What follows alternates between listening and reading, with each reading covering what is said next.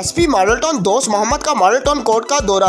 Chef Khan SHO Nasirabad समेत in charge security Bakshi खाना मौके पर मौजूद। दोस्त मोहम्मद ने कोर्ट्स की सिक्योरिटी इंतजाम का जायजा लिया।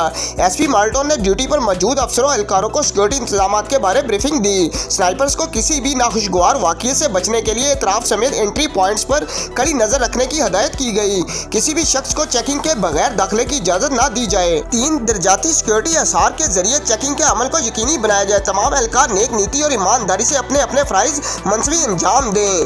मुलजिमान की अदालत में बाहिफाजत पेशी को यकीनी बनाने के लिए हर मुमकिन इक़दाम किए गए हैं। कैमरामैन बासित अली के साथ अतीक बशीर, न्यूज़ टाइम 1 लाहौर।